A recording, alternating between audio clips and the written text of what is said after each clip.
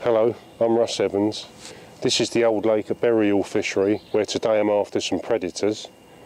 Welcome to the Fishing Taster.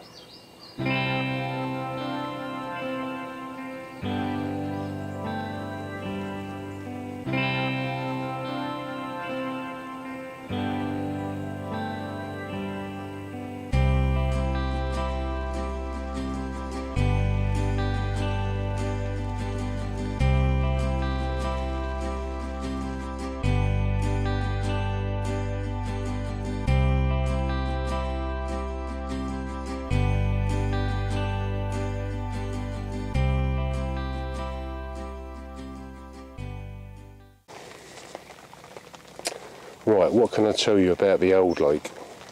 Plenty. It's 12 3/4 acres in size, offers 75 pegs to the visiting anglers. Got the front bank, which is what I'm on today. I'm round about the middle, peg 13. Is it going to be unlucky for some? We'll find out. Got the Wimbledon bank over there, over that far side. And then we've got the long bank just up the side there as well. The lake holds a big stocking of carp, bream and tench. But today there's one species that I'm after, the zander, and maybe a pike. So fingers crossed I'll get a bite or two. I've had a couple of bleeps already, which is encouraging. So let's see what happens, and a bit later on I'll be going through the baits, the rigs, and hopefully how to catch and unhook a zander. Okay, let's have a look and see what baits I'm going to be using today. Right, they're the baits I'm using. Joey mackerel, which are nice and fleshy. So they're good for if you want to use like little pieces on like a hair rig, sort of kebab style, which is quite good. Then we've got similar to the eel, which is the lamprey, which is soft and fleshy, gives off lots of sort of juices. It's quite a good bait to use. It's quite a good attractant for the zander and the pike. And then we've got the good old sprats, which are small baits, which is ideal for the zander. There's a sprat there, and I'll just be using like just cutting that off like little section tails on a single hook, and roach as well. They're always one of the best ones to use, and I won't be using that whole. I'll be using that just in, again, maybe the head of it or just a tail section as well.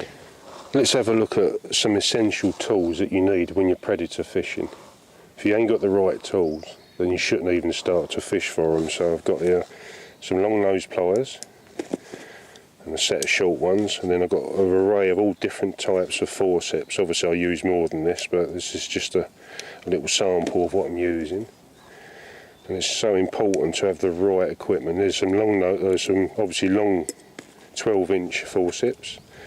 I've got some 7-inch, and I've got some short 5-inch ones for if they're just sort of hooked inside the mouth, which is the aim of the game. And then I've got some trace pliers as well. So you must, when you turn up for predator fishing, you need at least a good selection of tools to do the job correctly, because the idea is to get the hooks out as quick as possible and as safely as possible, and to return the fish back to the water nice and safely. Right, I've got my rig wallet with me, which I always bring when I'm obviously fishing for the predators. There's 3 basic rigs that we're using today. They're all single hook rigs, which is now the policy at Bury Hill. No trebles allowed for dead baiting.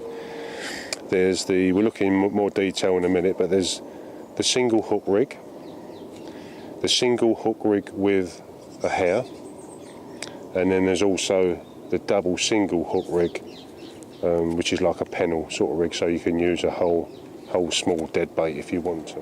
Okay, on all the rigs that we now sell at Bury Hill, there's full details and instructions of how to use the rigs. It's a brilliant little leaflet, and it comes with every sort of little case of hooks that you get, whether it's the single or the double hook rig or the single with a hair, and full description and some good information. Right, let's look at the 3 rigs that are allowed for dead baiting now at Bury Hill.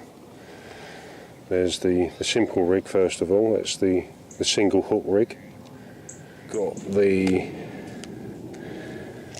double single hook rig setup, and then we've got the single hook with a hair rig. I mean, I've got 2 more pieces of kit that is needed to fish for the predators, and that's a nice cushioned and large unhooking mat, bigger the better, and a large landing net as well. This is 42 inch, and the minimum here for the predator fishing is 36 inches.